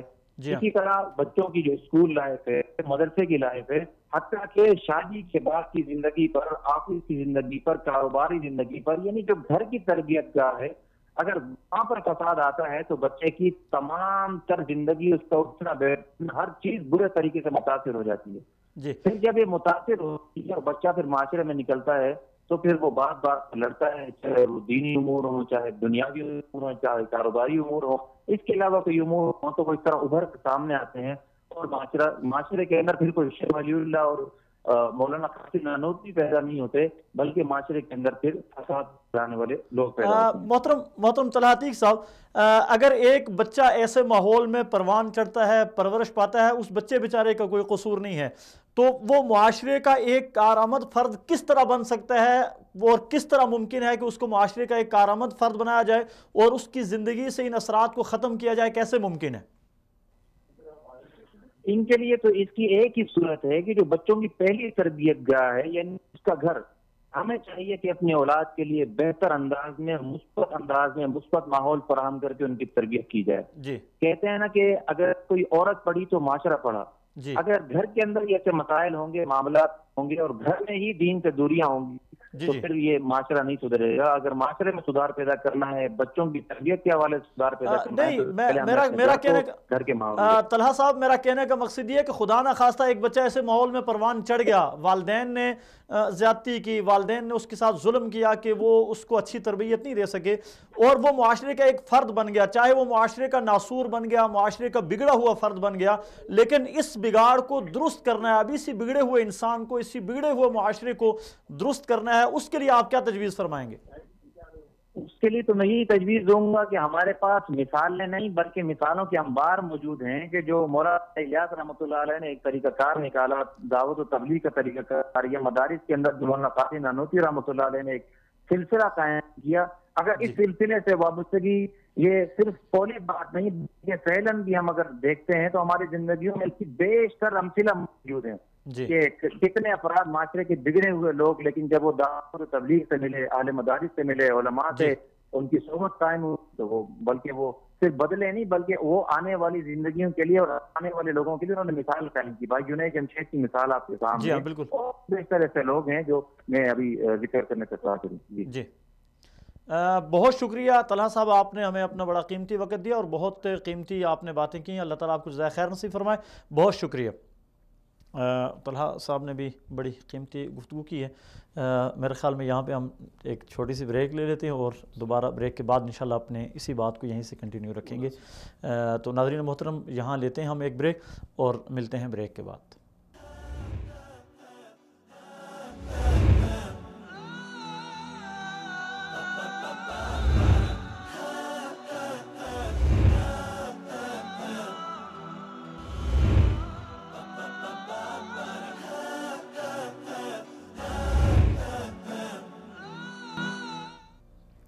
بسم اللہ الرحمن الرحیم۔ وقفے کے بعد دوبارہ خوش آمدید۔ ہم وقفے پہ جانے سے پہلے بات کر رہے تھے کہ میاں بیوی کے آپس کے تعلقات کے اولاد کے اوپر کیا اثرات پڑتے ہیں۔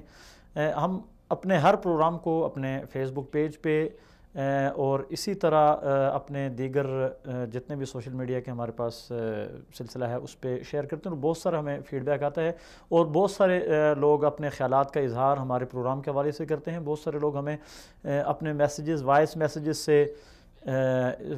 میسیجز کرتے ہیں بہت سارے لوگ۔ تو آج بھی ہمیں وائس میسیج کیا ایک محترمہ نجمہ بنت سردار عبدالوحید نے۔ وہ کیا کہتی ہیں پہلے ان کا میسج سن لیتے ہیں اور اس پہ بعد میں بات کرتے ہیں۔ السلام علیکم ورحمۃ اللہ وبرکاتہ۔ میں نے فیس بک پیج پر آپ کے پروگرام کا عنوان پڑھا، بہت خوشی ہوئی ہے۔ آپ وہ کام کر رہے ہیں جس کی معاشرے کو بہت ضرورت ہے۔ آج کوئی بھی ان مسائل کا حل بتانے والا نہیں ہے۔ دوسری بات یہ ہے کہ میاں بیوی کی لڑائی جھگڑے اور آپس کے اختلافات کا اولاد پر بہت برا اثر پڑتا ہے۔ اگر والدین باعقل و باشعور ہو کر ایسے کام کر دیں گے جن سے معاشرہ پستی کی طرف جائے تو یہ بہت ہی اہم بات ہے۔ والدین اگر اپنی اولاد کے سامنے لڑیں گے، جھگڑیں گے، ایک دوسرے کو غلط الفاظ استعمال کریں گے تو یہ بچے بھی آپ کے ان الفاظوں کا حصہ بن جائیں گے اور معاشرہ جہالت کی طرف گامزن ہو جائے گا۔ بچے بڑے ہو کر نہ آپ کی عزت کریں گے اور نہ اپنا مستقبل سنوار سکتے ہیں۔ میری طرف سے عرض ہے، اگر ہم ان تمام باتوں سے پرہیز کریں تو میرا خیال ہے ہم اپنے معاشرے کو کامیاب بنا سکتے ہیں۔ بہت خوب۔ یہ نجمہ بنت سردار عبدالوحید، انہوں نے ہمیں جوائن کیا تھا ایک واٹس ایپ میسیج کے ذریعے، اور میرے خیال میں مختصر سی بات لیکن بڑی جامع سی بات ہے کہ والدین جو کچھ کریں گے اولاد وہی کرے گی۔ اور یہیں پہ ہمارے پاس ایک اور میسیج ہے، وہ میسیج بھی لے لیتے ہیں اور اپنی بات کو اس کے بعد کنٹینیو کرتے ہیں۔ ہمارے ساتھ ایک اور محترمہ طیبہ ہیں، ان کا ایک میسیج ہے، ہم وہ میسیج پہلے سن لیتے ہیں اور اس کے بعد۔ السلام علیکم ورحمۃ اللہ وبرکاتہ۔ سب سے پہلے آپ کے اس اردو چینل کے تمام ذمہ داران کو اور کارکنان کو اللہ جزائے خیر دے۔ آپ لوگ بہت اچھا کام کر رہے ہیں اور یہ کام بہت ہی بہتر ہے، اچھا ہے، اور آپ لوگوں کے جو پروگرام ہے معاشرتی مسائل پر، یہ بہت اچھے چل رہے ہیں۔ ہمیں بہت اچھا لگتا ہے سن کے اور بہت کچھ جان کے بہت اچھا لگتا ہے۔ میرا آپ سے ایک سوال ہے، کیا ایک خاتون پردے کا خیال رکھتے ہوئے ضرورت پڑنے پر نوکری کر سکتی ہے؟ یہ محترمہ طیبہ تھی۔ یہ ان کا آخر میں ایک سوال تھا، میرے خیال میں مختصر سے اس پہ آپ روشنی ڈال دیں، پھر ہم اپنے اصل موضوع کی طرف آتے ہیں۔ دیکھیں، اصل بات تو یہ ہے کہ مجبوری کے احکام شریعت میں مختلف ہوتے ہیں۔ اصولی احکام کو سب سے پہلے ذہن میں رکھنا چاہیے۔ قرآن کریم نے بڑی وضاحت کے ساتھ وہ احکام بیان کر دیے ہیں، جس کے اندر یہ ہے کہ وَقَرْنَ فِي بُيُوتِكُنَّ وَلَا تَبَرَّجْنَ تَبَرُّجَ الْجَاهِلِيَّةِ الْأُولَىٰ۔ پتہ چلا کہ عورت کا اصل مقام گھر ہے، گھر میں اس کو قرار پکڑنا چاہیے۔ اسی طریقے سے مجبوری میں اگر نکلنا ہے تو یا ایھا النبی قل لأزواجک وبناتک ونساء المؤمنین یدنین علیہن من جلابیبہن، پردے کا اہتمام کر کے نکلے۔ تیسرے نمبر پر جب کہیں بات کرنے کی ضرورت پیش ہے فلا تخضعن بالقول فیطمع الذی فی قلبہ مرض وقلن قولا معروفا۔ اللہ رب العزت نے بات کرنے کا سٹائل اور انداز بھی بتا دیا ہے کہ اکھڑ مزاجی کے ساتھ اس طریقے سے بات کریں کہ بالکل چکنے چپڑے انداز میں، لہک کر کے، طرز کے انداز میں گفتگو نہ کریں کہ کسی بھی اسٹرینجر مین کے دل کے اندر کوئی بھی غلط خیال پیدا ہو سکتا ہے۔ تو گفتگو بھی کریں تو بھی وقت ضرورت بقدر ضرورت۔ اب ہم آ جاتے ہیں کہ مجبوری کے حالات کے اندر نوکری کرنے کی طرف، تو فقہاء کرام نے تمام احادیث، تمام آیات کو سامنے رکھتے ہوئے مجبوری کے وقت میں اس کی اجازت دی ہے۔ عورت باہر جا سکتی ہے، مثال کے طور پر نان نفقے کا انتظام نہیں ہے، بچوں کے لیے نان نفقے کا انتظام نہیں ہے، خود خاتون کے لیے راشن پانی کا انتظام نہیں ہے، تو ظاہر ہے کہ اس کو باہر جانا پڑے گا۔ ایسے حالات کے اندر عورت کے لیے باہر جانے کی اجازت ہے، مگر کتنا باہر جانے کی اجازت ہے اور کیا کیا کام کرنے کی اجازت ہے، ایک ہی فتوے کا جملہ، بوقت ضرورت بقدر ضرورت۔ بہت اچھی، بوقت ضرورت اور بقدر ضرورت، جتنی ضرورت ہو اور جب ضرورت ہو وہ باہر جا سکتی ہے، اپنا کام کر کے آئے، حدود شریعت کی پابندی اور پاسداری کرے، جیسا کہ پردے کا اہتمام، یہ اہتمام کرتے ہوئے وہ اپنا کام کاج کر سکتی ہے۔ اور پھر ہم آتے ہیں اپنے موضوع کی طرف۔ ہم اپنے بریک میں جانے سے پہلے ہم نے کہا تھا کہ مولانا محمد علی صاحب نے اپنی گفتگو میں ایک جملہ کہا تھا کہ مرد اور عورت کی جو آپس کی شادی ہوتی ہے اس کا ایک مقصد یہ ہوتا ہے کہ ان کو جنسی تسکین بھی ان کو اس سے حاصل ہو، اور اگر خدا نخواستہ ان کے باہمی تعلقات کشیدہ ہو جاتے ہیں، ان میں کسی قسم کی دراڑ پڑ جاتی ہے اور وہ اپنے ہر طرح کے تعلقات ختم کر دیتے، طلاق نہیں دیتے، وہ میاں بیوی تو رہتے ہیں اور طلاق نہ دینے بھی کی بھی کئی وجوہات ہیں. بعض ایک معاشرتی اس سے ڈرتے ہوئے بھی نہیں دیتے ہیں کہ عورت کہے گی کہ مجھے طلاق یافتہ کہا جائے گا، یا مرد کہے گا کہ کتنا لوگ مرد کو کہیں گے کہ کتنا گندا آدمی ہے، اس نے اپنے بیوی کو طلاق دے دی. اس طعنے سے بچنے کے لیے بھی بسا اوقات مرد عورت کو یا عورت مرد کو سولی کے اوپر لٹکا دیتے ہیں، لیکن اس دوران وہ اپنی جنسی تسکین بھی پوری نہیں کر پاتے. اور اس کے لیے ضروری بات ہے ایک جوان مرد یا جوان عورت، اس کے اندر یہ جذبہ تو موجود ہے اور اس کا جائز حل بھی شریعت نے اسے دیا تھا، لیکن اگر وہ جائز حل جائز مقام پر پورا نہیں ہو رہا تو ضروری بات ہے اس کے لیے وہ ناجائز کی طرف نکلنے کی کوشش کریں گے.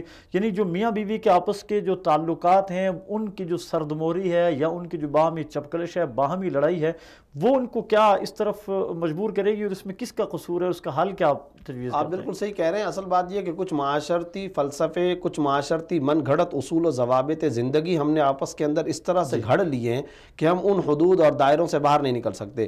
قرآن کریم کا واضح طور پر قانون اور اصول ہے کہ اگر تو تم صحیح طور پہ رکھ سکتے ہو تو بیوی کو رکھو، لیکن فَتَذَرُوهَا كَالْمُعَلَّقَةِ لٹکی ہوئی حالت کے اندر تم چھوڑ دو، حرام ہے، ناجائز ہے. ان دی لائٹ آف دی شریعت، ان دی لائٹ آف دی قرآن و سنہ، اس کو حرام اور ناجائز قرار دیا گیا ہے. اب قرآن کیا اصول بیان کرتا ہے؟ فَإِمْسَاكُم بِمَعْرُوفٍ اور تسریح بِإِحْسَان، اچھے طریقے سے بھلے انداز کے اندر رکھو، یا پھر احسان کے ساتھ جدائی کا معاملہ اختیار کر لو. جب جدائیگی کا معاملہ اختیار کر لو گے تو کم از کم یہ جو جنسی تسکین کا معاملہ ہے وہ بھی دونوں کے لیے حل ہو جائے گا. لیکن یہ کام کرنا کہ طلاق بھی نہ دو اور بساؤ بھی نہیں، حرام طریقہ ہے، ناجائز طریقہ ہے. اس ناجائز اور حرام طریقے کی وجہ سے بے شمار اور غلط راستے، بہت سارے غلط ناجائز اور کئی ساری چیزیں پیدا ہو جاتی ہیں. قرآن کریم نے ان تمام باتوں کو بڑے جامع انداز میں اس آیت کے اندر بیان کیا، ہن لباس لکم وانتم لباس لہن. اب آپ اندازہ لگائیے، لباس انسان کے سب سے زیادہ قریب ہوتا ہے، بالکل ایسی، تو پھر میاں بیوی کو قریب ہونا چاہیے نا. بالکل ایسی جدائیگی کیوں اختیار کر رہے ہیں؟ چاہے طلاق عاطفیت ہی کیوں نہ ہو، لیکن یہ جو الگ الگ رہنا، وہ ادھر، ہم نہ تم سے بولے، تم نہ ہم سے بولو، یہ کون سا انداز اور طریقہ ہے زندگی ہے؟ یہ بالکل غلط طریقہ ہے زندگی ہے، اس کو نہیں اختیار کرنا چاہیے. تو دیکھیں، ہن لباس لکم وانتم لباس لہن، اس کا پہلا تقاضا یہ ہے کہ میاں بیوی کو قریب ہونا چاہیے. انسان کے بدن اور باڈی، وجود اور جسم کے سب سے زیادہ قریب کون سی چیز ہوتی ہے؟ اس کا لباس ہوتا ہے. دوسرے نمبر پر جب اللہ لباس قرار دے رہے ہیں، کوئی شخص اپنے لباس کو گندا کرتا ہے؟ کوئی بھی نہیں کرتا. آرائش کا، زیبائش کا، اس کی آسائش کا، اس کی خوبصورتی کا خیال رکھتا ہے. تو آپ بھی اپنی بیوی کی آسائش کا، راحت کا، سکون کا، چین کا اہتمام کرو. یہ بھی اسی کے اندر آیا. بلکہ مصطفیٰ اگر یہ کہیں کہ بیوی مرد کا اور مرد بیوی، دونوں ایک دوسرے کے حقوق ادا کریں. تیسرے نمبر پر ہر شخص لباس کا بہت زیادہ خیال رکھتا ہے، کانٹوں سے، جھاڑیوں سے اس کو بچاتا ہے. تو عورت کو چاہیے کہ مرد کو گناہوں کی معصیت اور نافرمانیوں کے کانٹوں سے بچائے. مرد کو چاہیے کہ عورت کو بچائے تمام کے تمام برائیوں اور نافرمانیوں اور تمام گناہوں اور ظلمتوں اور تاریکیوں سے. تو کوئی شخص اپنے لباس، کوئی اپنے قریب والے کو گالی نہیں دیتا، لباس کو گالی نہیں دیتا، تو بیوی کو بھی گالی نہ دو. اب یہی ہم بات کر رہے ہیں اسی موضوع پر. تو کوئی اپنے لباس کو برا بلا نہیں کہتا، تو کیوں میاں بیوی کو، بیوی اپنے میاں کو برا بلا کہہ رہی ہے؟ تو بڑا فلسفہ نکاح جامع انداز میں اللہ نے اس آیت کے اندر جمع کر دیا ہے، ہن لباس لکم وانتم لباس لہن. اس کو اگر ہم سامنے رکھیں تو بہت سارا فلسفہ نکاح ہمارے سامنے آئے گا. آخر میں ایک بات میں یہ ضرور ذکر کرنا چاہتا ہوں، یہ ایک محبت کی گاڑی ہے. اقرار بھائی، اس محبت کی گاڑی کو آپ محبت کے ساتھ ہی روا رکھ سکتے ہیں، چلا سکتے ہیں. لیکن اگر آپ نے ضوابط کی جکڑ بندیوں کے ذریعے، قوانین اور اصولوں کے جکڑ بندیوں کے ذریعے، تو 10 لا اور فقہ اور فتویٰ کی کتابیں وہ کھول کر کے بیٹھ جائے گی، 10 باتیں اصول شوہر بیان کرنے بیٹھ جائے گا، تو نکاح کی محبت والی ٹرین اور گاڑی نہیں چل سکتی ہے. اس کو چلانے کے لیے ضروری ہے اگنور کریں بہت سارے معاملات کو، برداشت کریں، آپس کے اندر رواداری کا مظاہرہ کریں، محبت کا معاملہ کریں. سرکار دو عالم صلی اللہ علیہ وسلم نے تو یہاں تک فرمایا، میاں اگر اپنی بیوی کے منہ میں لقمہ ڈالتا ہے، صدقے کا اجر و ثواب ملے گا. آپ صلی اللہ علیہ وسلم کی ایک حدیث کی تشریح میں حافظ ابن حجر رحمۃ اللہ علیہ نے فتح الباری کے اندر ایک عجیب بات لکھی ہے. اذان کی آواز اگر آئے، عورت اپنے گھر کے آنگن کے اندر دوپٹہ سر پر لگا لے، اس کی نسلوں میں کبھی کوئی مشرک پیدا نہیں ہوگا. کیا وجہ ہے؟ اس لیے کہ بچے دیکھ رہے ہیں کہ میری ماں نے اللہ اکبر کا ادب اتنا کیا ہے، اشہد اللہ الہ الا اللہ کا احترام اتنا کیا ہے کہ فوراً نماز کی طرف متوجہ ہو گئی، فوراً اپنے سر کے اوپر کپڑا ڈھانپ لیا۔ تو اب اس اللہ کے لفظ اور نام کے احترام اور ادب کی برکت یہ ہے کہ اس کی نسلوں میں کبھی کوئی مشرک پیدا نہیں ہوگا۔ حافظ رحمۃ اللہ علیہ نے فتح الباری کے اندر یہ لکھا ہے۔ تو یہ طرز زندگی اگر ہم اختیار کریں گے، آپس کے اندر مودت اور رحمت کا پیکر بن کر کے رشتہ ازدواج کو اگر چلایا جائے گا، شاندار اثرات مرتب ہوں گے، اعلیٰ اخلاقی اثرات مرتب ہوں گے، اور اولاد انشاءاللہ با کردار تیار ہوگی، دینی اعتبار سے صلحاء نسل تیار ہوگی، ایسے لوگ پیدا ہوں گے جو داعیان اسلام ہوں گے، مخلص مجاہد ہوں گے، اور اللہ والے ہوں گے، اللہ کی طرف بلانے والے ہوں گے۔ مگر اس کے پیچھے گھر کا یہ تربیتی ماحول اچھا ہونا چاہیے۔ گھر کا تربیتی ماحول بگڑے گا تو آپ یاد رکھیں، اسی لیے کہا جاتا ہے نا، شوہر اگر اپنی بیوی کو گالی دیتا ہے، یہ مت سمجھے کہ میں نے ہونٹ ہلا کر، لبوں کو ہلا کر، زبان سے کچھ بات کہہ دی ہے، وہ یہ سمجھے کہ اگلے 70 سال تک آنے والی نسلوں کو میں نے برباد کرنے کے لیے اینٹ رکھ دی، پہلے اینٹ رکھ دی، وہ پہلے اینٹ رکھ دی۔ اس لیے کہ آپ دیکھتے ہیں میاں جب اپنی بیوی کو کوئی گالم گلوچ کا نشانہ بناتا ہے، بیوی اگر زبان درازی کا معاملہ کرتی ہے تو بیائی انہی الفاظ کو دہرا رہے ہوتے ہیں خالی اور فارغ اوقات میں اولاد آپس میں، بالکل صحیح۔ اور ان سے پوچھا جائے کہاں سے سیکھا، امی نے یہ کیا؟ آج دیکھیں کاپی کرتے ہیں، یعنی ہم نے بہت سارے سکولز میں بچوں کو دیکھا کہ والدین کی طرف سے اطلاع آتی ہے جی کہ جو اسپیشلی جو چھوٹے بچے نرسری یا پریپ یا ابتدائی کلاسز میں ہوتے ہیں، تو والدین کی طرف سے اسکول پرنسپل حضرات تک یہ شکایتیں بسا اوقات اور بسا اوقات بڑی خوشی کے ساتھ اس چیز کا اظہار آتا ہے کہ جو چیز ایک ٹیچر کلاس میں کرتی ہے بچے جا کے کاپی کرتے ہیں۔ چھوٹے بچے ان سے جو اپنے گھروں میں چھوٹے ہیں، یہ سٹک اٹھا کے ان بچوں کو مار رہے ہوتے ہیں کہ پڑھو، ان کو مار رہے ہوتے ہیں کہ آپ الف پڑھو، ان کو مار رہے ہوتے ہیں کہ آپ با پڑھو، ان کو مار رہے ہوتے ہیں کہ آپ ایسا پڑھو، ان کو مار رہے ہوتے ہیں کہ اور اپنی ٹیچرز کے رویے، بالکل ایسے ہی، وہ رویے جا کر اپنے گھروں میں استعمال کرتے ہیں۔ تو یقیناً اگر ٹیچر تو ایک ٹیچر کے ساتھ روحانی تعلق تو ضرور ہے، لیکن جسمانی تعلق تو والدین کے ساتھ ہے نا۔ تو جب ایک ٹیچر کو کاپی کرتے ہیں بچے، تو اپنے والدین کو تو بہت بڑی انہوں نے کاپی کرنی ہے۔ دوسرا آپ نے ارشاد فرمایا کہ اللہ تعالیٰ قرآن مجید میں ارشاد فرمایا ہن لباس لکم انتم لباس لہن، لباس جہاں انسان کے بہت زیادہ قریب ہے، سب سے زیادہ قریب ہے، وہاں پہ ساتر بھی ہے۔ بے شک لباس انسان کو چھپاتا ہے، چاہے انسان کا جسم، اللہ تبارک و تعالیٰ نے اگر لباس کو زینت قرار دیا تو شاید اگر انسان بے لباس ہوتا تو بہت برا، بالکل بہت برا لگتا ہے، اور معاشرے میں یعنی عجیب سی ساتر ہونے کی وجہ سے انسان کی ضرورتوں کو پورا کرتا ہے۔ تو نکاح کا رشتہ یہ بھی جس طرح لباس حرارت و برودت سے بچاتا ہے اور ضرورت کو پورا کرتا ہے، گرمی سردی کی ضرورت کو پورا کرتا ہے، تو یہاں پر بھی جنسی ضرورت کو نکاح پورا کرتا ہے، بالکل پورا کرتا ہے، اور جنسی ضرورت کا جائز حلال راستہ ہے۔ اور نکاح کو شریعت نے آسان، عام، سستا، یہ تین باتیں ہیں، سستا، عام، آسان، یہ اسی لیے بنایا تاکہ فحاشی اور بدکاری کے راستے ختم ہو جائیں۔ جس معاشرے میں نکاح کو سستا، عام اور آسان بنایا جاتا ہے، وہاں پر فحاشی، زنا اور بدکاری کے راستے بند ہو جاتے ہیں، اور جس معاشرے میں نکاح کو مشکل، مہنگا اور دشوار بنایا جاتا ہے، اس معاشرے کے اندر فحاشی کے دروازے چوپٹ کھل جاتے ہیں۔ اب اگر یہاں نکاح ہوا ہوا ہے، نکاح ہونے کے باوجود یہ آپس کے اندر قریب نہیں رہ رہے، نکاح ہونے کے باوجود آپس میں بغض و کینہ کا معاملات ہیں، جدائیگی کی طرح ہے، تو پھر تو یہ اس طرح سے جیسا کہ فتذروها کالمعلقہ، وہ اپنے حال پر یا اپنے حال پر۔ یہاں اقرار بھائی میں ایک بات اور بھی ذکر کرنا چاہتا ہوں، میاں بیوی کو آپس کے اندر ایک دوسرے کو درجہ، رتبہ اور مقام بلند بھی دینا چاہیے، ایک دوسرے کے دل کے اندر عظمت ہونی چاہیے۔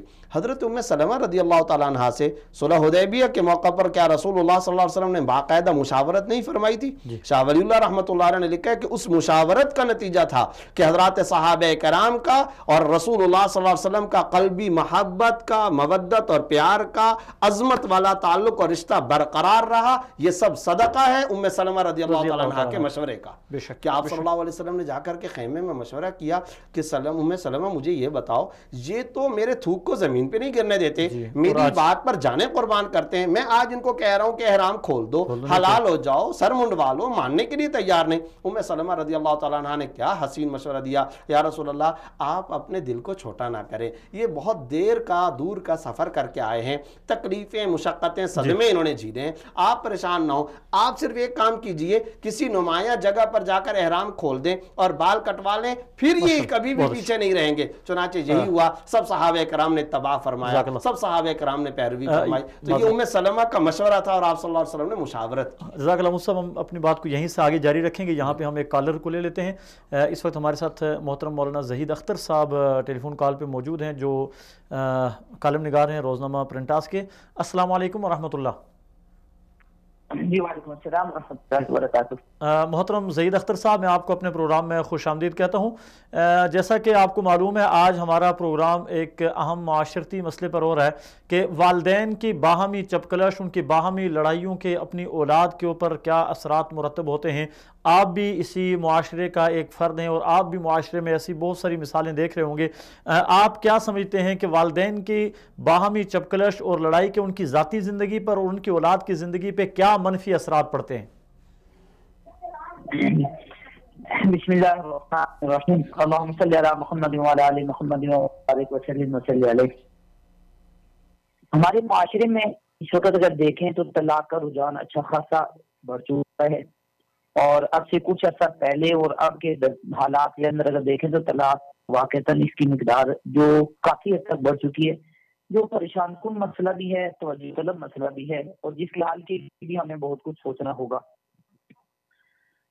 ہمارے معاشرے میں اس وقت جو طلاق کی بنیادی اسباب ہیں, میں گزشتہ تقریباً 9-10 سال سے اس موضوع کے اوپر مختلف طریقوں سے جو وہ یوں سمجھے کہ مطالعہ بھی کر رہا ہوں اور تحقیق میں بھی ہوں. گزشتہ 9 سال سے تو میں بہت سارے معاملات میں جو ملوث بھی ہوں, دیکھتا ہوں کہ یہ سارا کچھ کیوں ہو رہا ہے اور اس کے نقصانات کیا ہیں.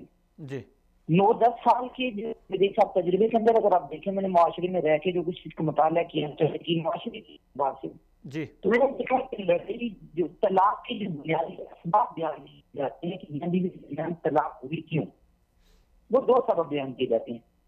ایک سبب تو یہ کہا جاتا ہے کہ میاں بیوی کے درمیان لڑائی ہوتا ہے, ان دونوں کے درمیان اس لڑائی جھگڑے کے خاتمے کا ایک ہی عادت تھا کہ ان دونوں کے درمیان طلاق کی نوبت آ جائے, طلاق دے دی جائے تاکہ بس جھگڑے کر کے ختم ہو جائے.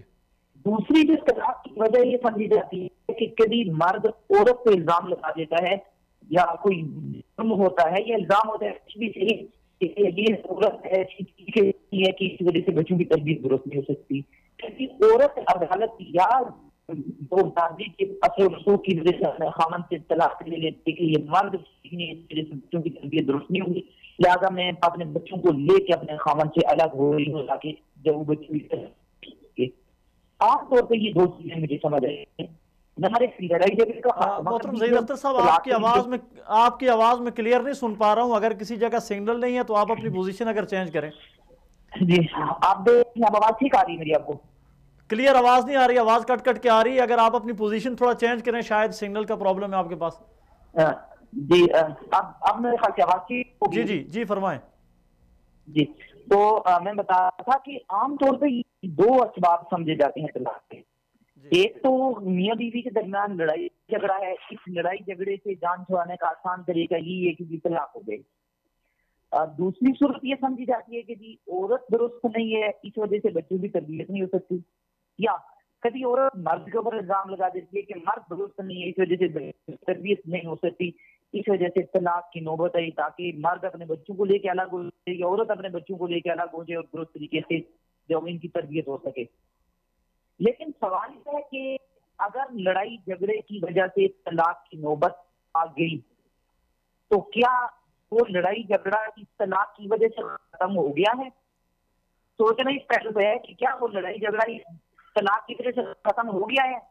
اگر سنجیدگی سے غور کیا جائے تو وہ یقیناً اس کا جواب یہ ہوگا کہ نہیں ختم ہوگا, اس لیے کہ طلاق کے واقع ہونے کے بعد دوسری چیز نوبت آتی ہے. محترم زہید اختر صاحب, ایک منٹ ذرا, آپ شاید میرے سوال کو سمجھ نہیں پائے.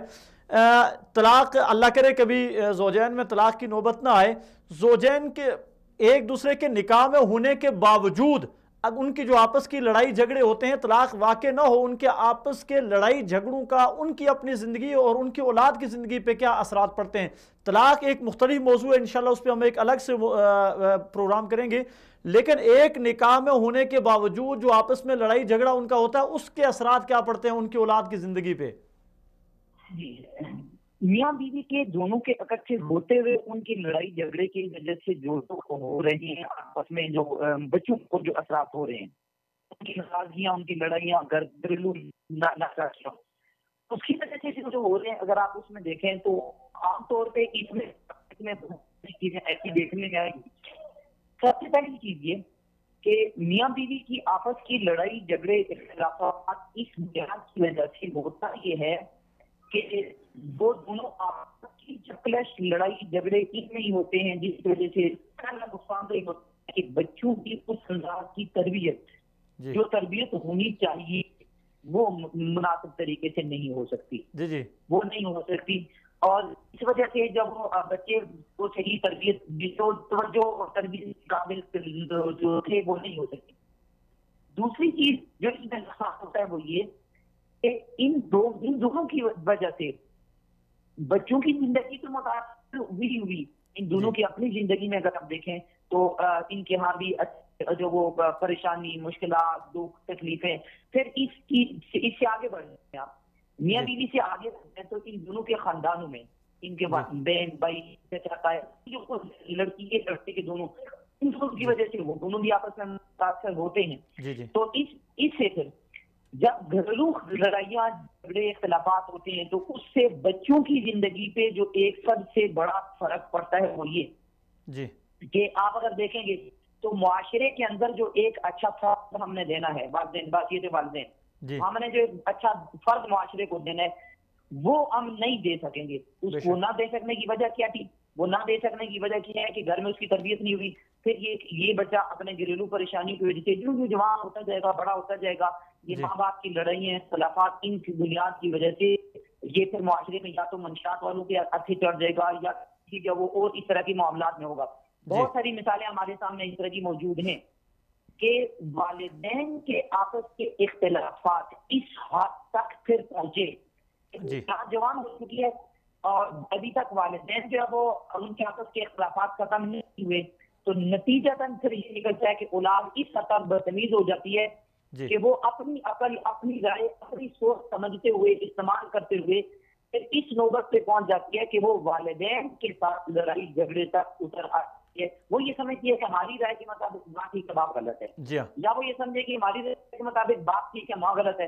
اب جس کو وہ غلط سمجھیں گے پھر اولاد بھی اس کے ساتھ وہ ہونا شروع ہو جاتی ہے۔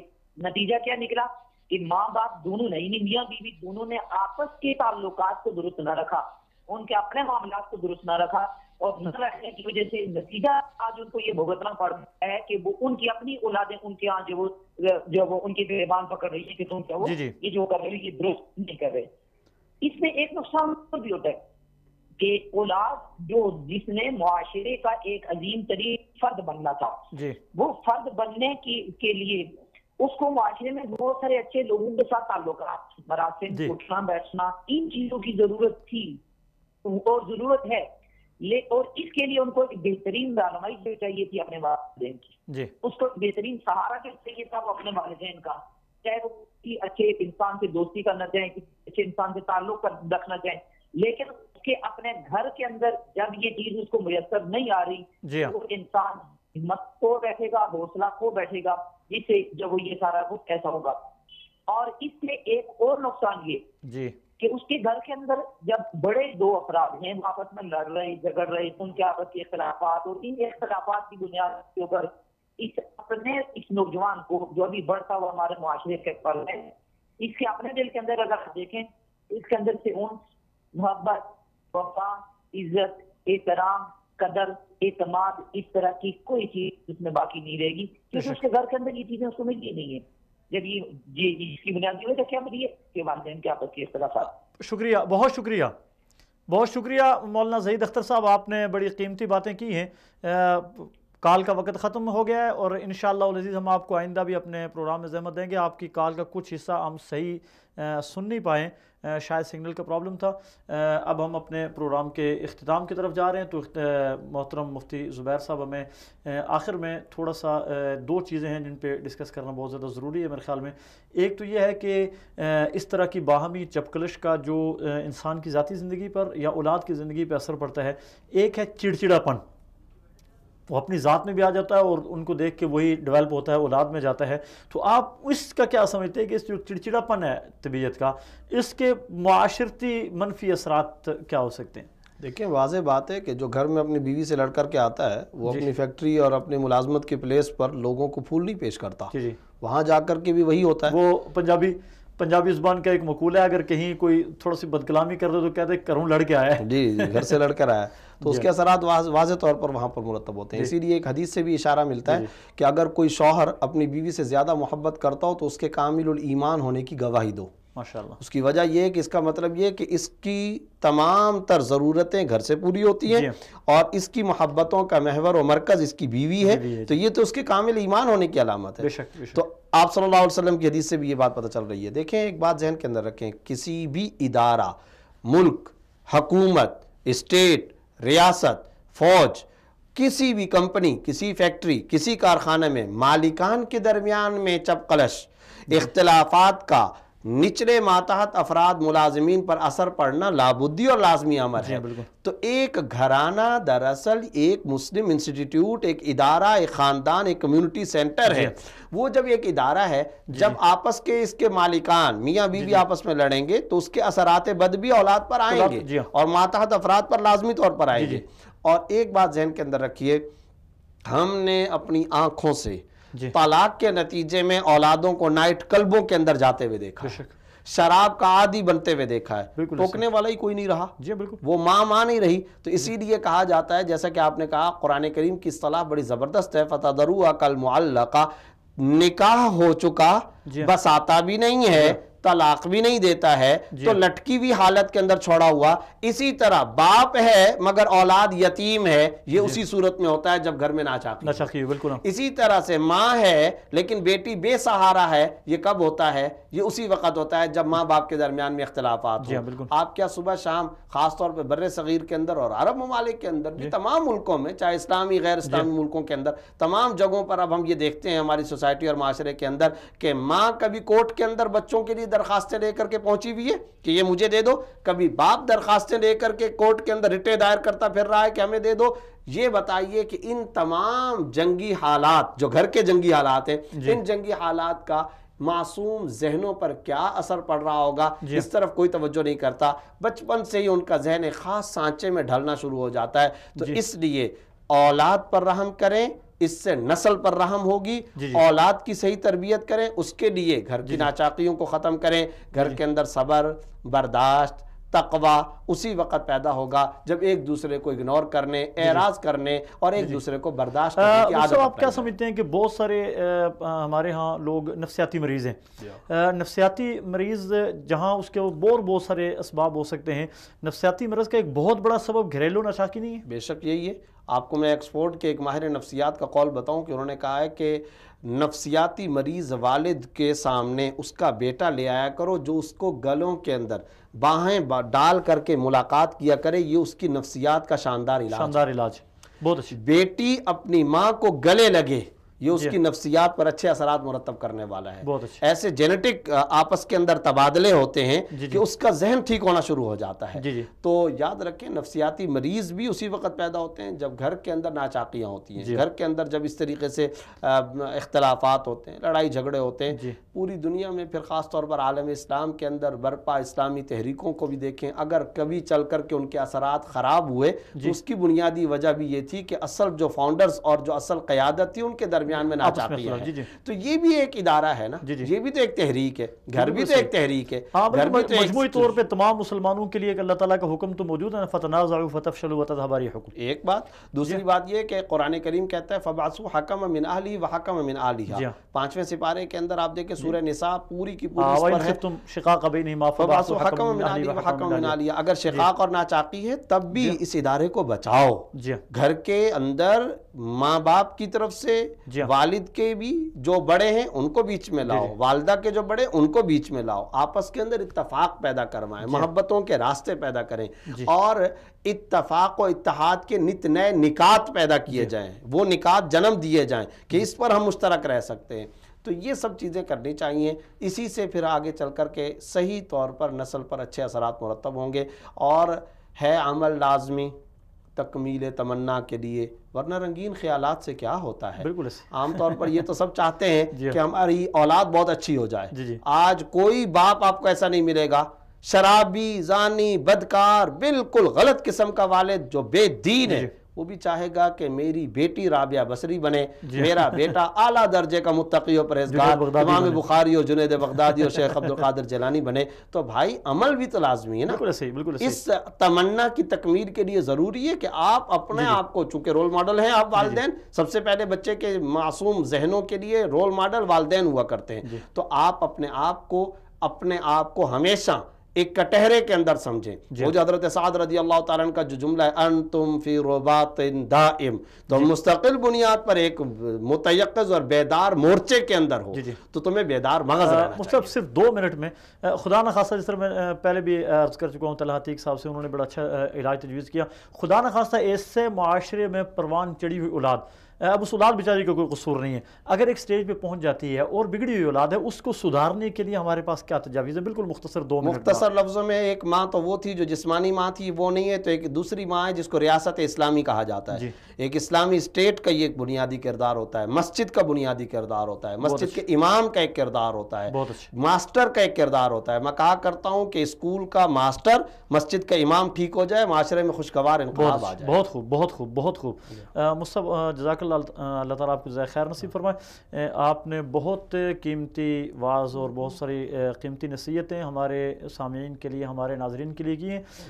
انشاءاللہ العزیز ہم آپ کی شخصیت کو ضائع نہیں کریں گے, بار بار انشاءاللہ ہم آپ کو براہ راست بھی اپنے اسٹوڈیو میں لیں گے, اور انشاءاللہ اپنی کالز پہ بھی آپ کے علم سے ضرور استفادہ اٹھائیں گے. اور ضروری طور پہ ہم آپ سے انشاءاللہ ایک فائدہ حاصل کرنا چاہیں گے, جو آپ کے ایک مدرسے کا ایک بہت عالمی شہرت یافتہ ایک سسٹم ہے بچوں کو قرآن حفظ کروانے کا, اور ایک نیا انداز ہے. اس پہ انشاءاللہ العزیز ہم آپ کو الگ سے ایک پروگرام کی زحمت دیں گے. امید ہے انشاءاللہ آپ اپنا قیمتی وقت ہمیں دیں گے. ناظرین محترم, معاشرتی مسائل میں ہم نے آج آپ کے سامنے گفتگو کی ہے ایک انتہائی اہم معاشرتی مسئلے پہ, کہ میاں بیوی کے جو آپس کے خراب تعلقات ہیں, جو ان کے آپس کے لڑائی جھگڑے ہیں, جو ان کے آپس کے تعلقات کی سرد مہری ہے, اس کے اثرات ان کے اپنی ذات پہ کیا پڑتے ہیں, اس کے اثرات معاشرے کے اوپر کیا پڑتے ہیں, اس کے اثرات اسپیشلی ان کی اولاد کے اوپر کیا پڑتے ہیں. اس پہ آج ہمارے ساتھ بہت اہم گفتگو کی مفتی زبیر صاحب نے, محترم ڈاکٹر طلحہ عتیق صاحب نے, محترم مولانا محمد علی صاحب نے, اور محترم جناب زہید اختر صاحب نے. میں ان سب حضرات کا بہت بہت دوبارہ شکریہ ادا کرتا ہوں کہ بڑی قیمتی باتیں انہوں نے کی ہیں. ناظرین محترم, ہم اپنے آئندہ پروگرام میں اس سے بھی زیادہ ایک اہم مسئلے کی طرف انشاءاللہ العزیز آئیں گے, اور وہ مسئلہ ہے کہ ہماری گھریلو زندگی کو تباہ کرنے میں موجودہ میڈیا کا کردار. اس میں آج میڈیا میں ایک اہم چیز ہے جسے آپ کہہ سکتے ہیں, بہت سارے ٹی وی چینلز ہیں جو صبح کے وقت, شام کے وقت ایوننگ شوز اور مارننگ شوز کے نام سے بڑے اچھے پروگرام بھی کرتے ہیں, لیکن یہ کہا جائے کہ وہ 100 میں 1 شاید ہوگا یا 2 ہوں گے, اور زیادہ تر وہ اخلاق باختہ قسم کے پروگرام کرتے ہیں, اور ان کی وجہ سے گھرانے بگڑ رہے ہیں. گھرانوں کے ماحول میں ایک عجیب و غریب قسم کی کیفیت پیدا ہوئی ہے. اسلام کے نام پر غیر اسلامی چیزیں پیش کی جا رہی ہیں, اور مسلمان بچوں کو ترغیب دی جا رہی ہے کہ وہ اسلام کو چھوڑیں اور مادر پدر آزاد معاشرہ تشکیل دیں.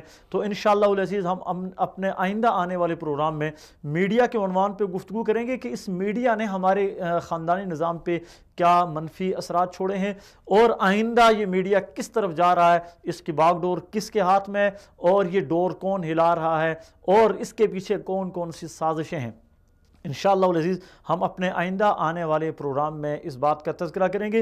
اور وصال اردو کی ہمیشہ سے کوشش رہی ہے کہ ہم آپ کو وصال اردو سے ایسے اگر معاشرتی مسائل کو ہم اجاگر کرتے ہیں تو ان مسائل کا حل بھی ہم آپ کو دیں۔ جس طرح میں نے مفتی صاحب کو آخر میں آ کے کہا کہ ان مسائل کا حل، تو مفتی صاحب نے یہ ارشاد فرمایا کہ ماں کردار ادا کر سکتی ہے تو ماں اپنا کردار ادا کرے، باپ اپنا کردار ادا کر سکتا ہے، باپ اپنا کردار ادا کرے، اسکول کا ماسٹر اپنا کردار ادا کرے، مسجد کا امام اپنا کردار ادا کرے اور معاشرے کے دیگر اچھے لوگ اس میں اپنا کردار ادا کریں۔ مصعب آخری چند لفظ آپ وصال اردو کے حوالے سے کچھ فرما دیں۔